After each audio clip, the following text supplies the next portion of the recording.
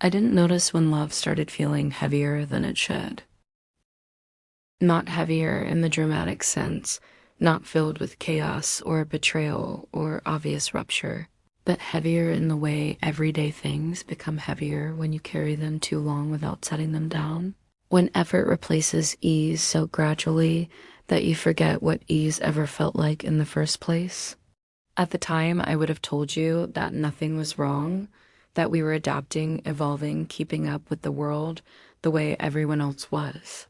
But what I didn't understand yet was that adaptation can quietly erode intimacy when it happens faster than awareness. The digital age didn't arrive in our relationship like a storm. It slipped in politely, disguised as convenience, connection, efficiency, and slowly rearranged the emotional architecture of how we related to each other. Messages replaced conversations, notifications interrupted presence, silence became ambiguous. And without realizing it, I began loving through a screen more often than through shared space. At first, it felt harmless. We texted throughout the day, small check-ins that felt reassuring, proof that we were thinking about each other even when apart, and I mistook frequency for closeness, believing that constant contact meant emotional availability. But over time, those messages became thinner, more functional, less alive, and instead of deepening connection, they began to flatten it, reducing emotion to shorthand and tone to interpretation. I didn't feel abandoned. I felt slightly misaligned, and misalignment is harder to name. When love happens in physical space, there are natural anchors, eye contact, touch, pauses, shared silence that feels full instead of empty, but in digital space, everything floats detached from context, and the mind becomes responsible for filling in gaps that were once filled by presence. I started reading between lines that weren't meant to be read, reacting to imagined subtext, feeling affected by things that were never said. This is how modern love begins to fracture, not through arguments, but through assumption, not through loss, but through distortion. I noticed that I felt more alert than affectionate, more vigilant than open, scanning messages for shifts in tone, timing, punctuation, emotional temperature. And each small change registered in my body before my mind could intervene. A delayed response tightened my chest. A short reply unsettled me. A neutral message felt distant. And none of this was because love was gone. It was because clarity was. The digital world trains us to expect immediacy, but intimacy does not operate on demand. Love needs slowness, regulation, shared rhythm, and the more our communication adapted to digital speed, the more our emotional systems fell out of sync with each other. We were always reachable, but rarely fully present. Always connected, but increasingly alone with our interpretations. I told myself this was normal. Everyone was living this way. Everyone was tired. Everyone was navigating relationships alongside screens. And I didn't question it because questioning it would have required acknowledging a quiet grief, the grief of realizing that something essential was being lost without a clear moment of departure. We didn't fight constantly. We didn't break trust. We simply stopped repairing things in real time. Small misunderstandings lingered longer than they should have because they happened in digital space, where resolution is optional and conversations can be abandoned without closure. Emotional residue accumulated slowly, layering itself into everyday interactions, shaping how I anticipated connection before it even happened. There was a period where I genuinely believed we had found balance. We weren't arguing as much. We weren't emotionally volatile. We were calm, composed, functional.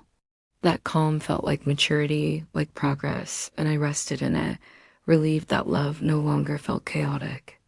But that relief was misleading, because calm without intimacy is not peace. It's emotional distance wearing the mask of stability. This was the false relief. The point where nothing felt urgent anymore, where desire softened to routine, where curiosity faded into assumption. And I didn't panic because nothing was visibly wrong. I only noticed the change in myself. I was less expressive, less spontaneous, less inclined to share unfinished thoughts or vulnerable emotions.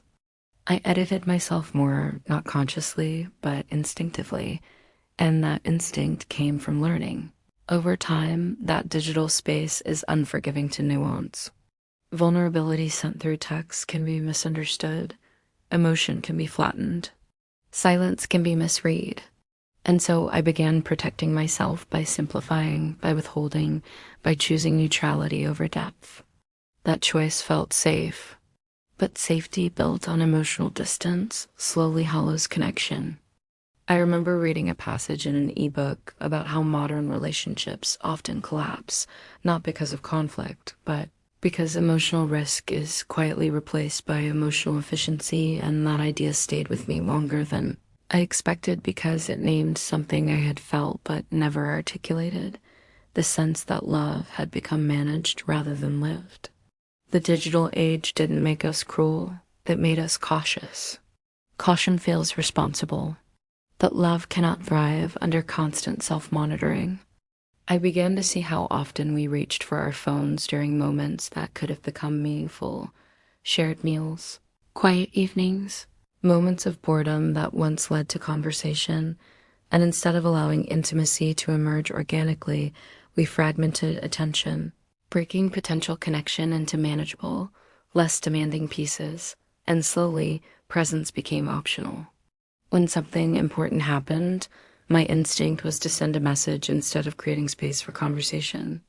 When something hurt, I processed it internally before deciding whether it was worth mentioning. When something felt off, I waited, assuming clarity would arrive later, but later rarely came. Digital communication creates the illusion that everything can be addressed eventually, but emotions need timing. Without timing, they decay. The internal shift happened when I realized that I no longer felt eager to be fully seen. I felt more comfortable being partially understood because partial understanding came with fewer risks. And that realization unsettled me more than any argument ever could, because it meant I was adapting to distance rather than resisting it. Modern love doesn't collapse loudly. It thins. It stretches. It becomes lighter in weight, but heavier in effort.